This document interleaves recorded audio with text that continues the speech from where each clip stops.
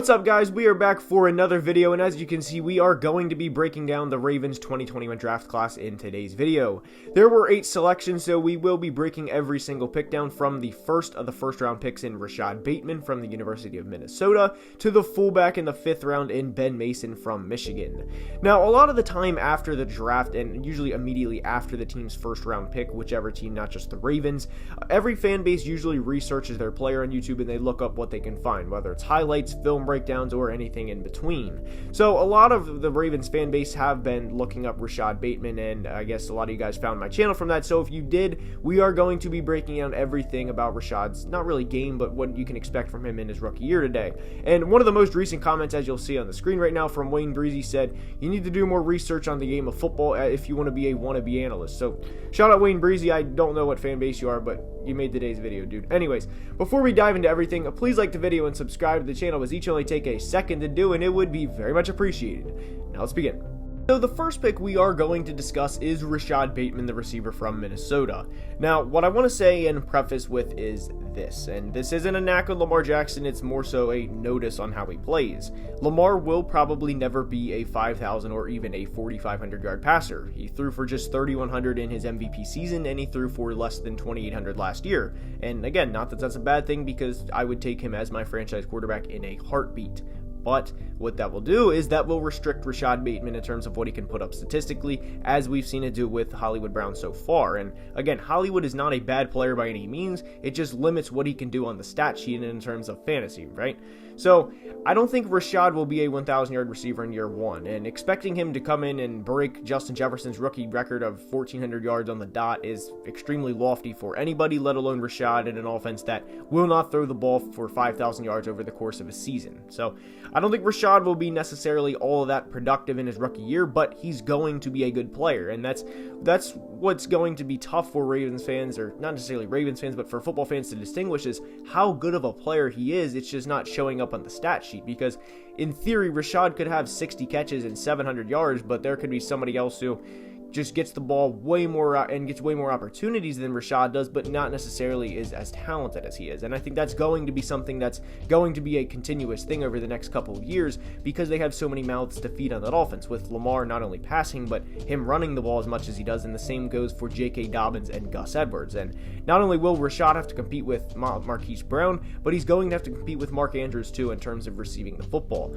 So on the stat sheet, I do expect Rashad to be in the 50 to 60 catch range for his rookie season, with about 600 yards and about 6 to 7 touchdowns, which, by the way, that isn't far off from what Hollywood Brown put up in his rookie season a couple years ago. So I do think Rashad will be a very talented receiver, and I do think he will be somebody that Lamar will look to on third down when it comes hell or high water, similar to what he does with Mark Andrews now. I just don't think Rashad will be a dominant 95 catch, 1,350 yard, 15 touchdown player, maybe ever, because of how much Lamar runs the football and how limited the Ravens are in the passing game in terms of yards, right? It's not that Rashad's a bad player, I just want to get that clear.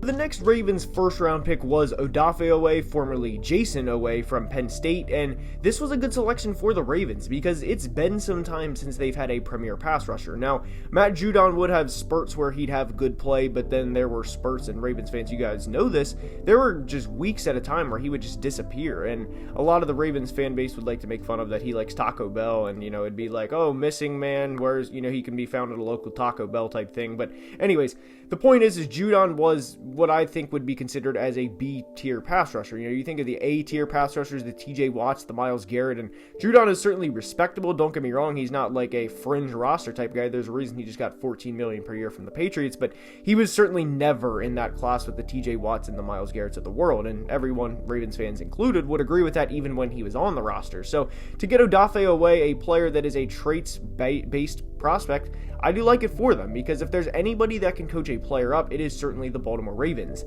They have been nothing but class and nothing but first class since they've been a franchise since the 90s, and they've been nothing but good since then too. They've had one year in the past 10 or 15 under 500 in the John Harbaugh era, and I certainly don't expect that to change, especially with the guy they have at quarterback. Now, pass rush, as we know, was a major need, which is why they took one in the first round, and I do love the selection of him because of what he can represent. Terrell Suggs was a elite pass rusher in his prime, and I'm definitely not saying Odaya can become that that, because that's saying, oh, this first round pick's going to be a Hall of Famer like Terrell Suggs. That's not what I'm saying, but he can be a consistent 10-plus sack guy if they get another good pass rusher to go along with them. They're going to need a second pass rusher to compete with him, and I really hope they find that soon. But for his rookie year, he probably will have a big learning curve like some pass rushers do. But beyond that, I do think years 2 through 4 is when he will really shine, and I do think the Ravens will love their investment on Odaya Fekete. Ravens' next selection was guard Ben Cleveland from Georgia, and they're getting a good starting caliber guard here, and he's going to play next to a pretty good tackle in Ronnie Stanley. Of course, we wish Ronnie the best in his recovery from the severe injury he had last year, but they also signed guard Kevin Zeitler in free agency, so very quickly Baltimore's going from an offensive line that struggled in 2022. I mean, I don't want to say like a top 3 offensive line, but a much improved offensive line, and the struggles that they had should be behind him for the most part in 2021. And Matt Skura is gone, thankfully, and Bradley Bozeman will probably move to center from left guard, so Ben Cleveland could probably start from day one and will probably do so. Now, filling that right side is going to be a little tough, but you know, there are bigger fish to fry, and I do like this selection of Ben Cleveland specifically because he's going to be playing next to Ronnie Stanley, and that's going to benefit him a lot more than people realize because it's going to be pretty much every day in the meeting rooms. Hey, Ronnie, what are you thinking here? Hey, Ronnie, is this ET stunt? You know, how am I supposed to pick this guy up? Hey, Ronnie, what can I do to make you, more comfortable? How can I get better at this? And Ronnie's been there for 5 years, and he is the veteran of the room, and he's going to do everything he can to make Ben better. And not only that, but I'm sure at the end of the year when the offensive linemen receive their gifts from their quarterbacks, or in this case maybe from JK and Gus, I do think that Ben will be well represented in terms of that gift, because that big of a guard blocking for those backs, they're going to wear teams down over the course of the game with Ronnie Stanley on the left side and then Ben Cleveland next to him. That's about 660 pounds of men right there that teams are going to have to go against for 4 quarters, and over the course of a game and definitely over the course of a season, trying also to tackle a 220-pound quarterback in Lamar Jackson, it's going to wear teams out, and I absolutely love this selection for the Baltimore Ravens.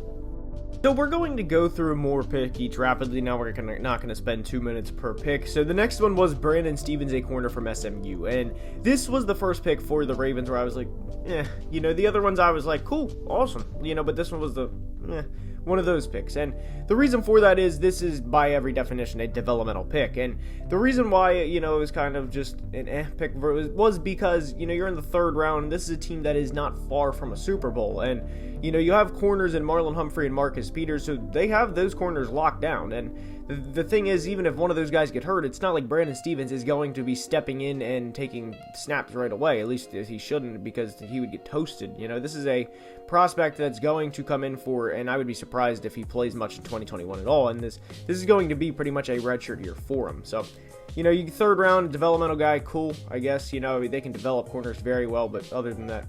The next one, though, Tylan Wallace, wide receiver, loved it. You need wide receiver help in that building, especially after Marquise Brown. Prior to the Bateman pick, it was slim pickings. I was never the biggest fan of Willie Snead. I know a lot of Ravens fans liked Willie Snead, but Willie was never going to be a 115 catch guy. He just wasn't. Not a lot of people are either, to be fair to Willie, but I just was not the biggest Willie Snead fan, and he left in free agency. So you get Rashad Bateman and Tylan Wallace from this draft, and Tylan was heavily overdrafted, meaning he was valued by NFL teams, or the media at least, a lot higher than he was selected. So they get a great prospect that late in the draft. Absolutely loved it. So for the on Stevens, the corner, they hit a home run on Tylan Wallace. The final 3 picks in order were corner Shaun Wade, defensive lineman Dalen Hayes, and fullback Ben Mason. So going in order, we discussed Shaun Wade, and I like this pick in the 5th round because this is an ideal just late round developmental guy. If he works out, cool. If not, then it's a 5th round pick, right?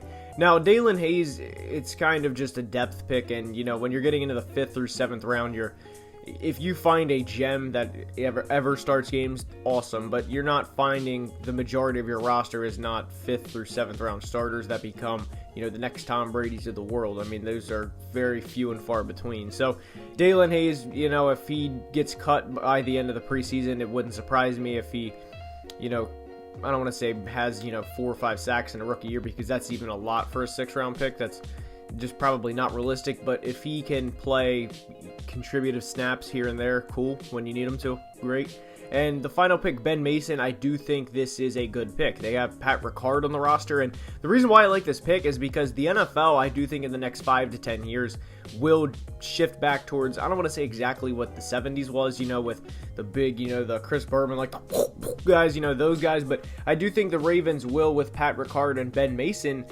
and Gus Edwards specifically, I do think that they will, bowl teams over that have like the 215, 220 pound linebackers, and those teams, the Ravens will wear those teams out over the course of the game. So if you have Ben Mason, assuming he makes the final roster along with Pat Ricard, I mean, you are getting these guys all games, like, just right in front of J.K. Dobbins or even Lamar for that matter, and that's not easy to defend. So I do like the Ben Mason pick a lot because of the potential there. Now, anyways, with that being said, that is all I have for today's video. I hope you enjoyed. If you did, please like the video and subscribe to the channel. It would mean the world. And until next time, have a great day. Love you guys. Deuces. Peace.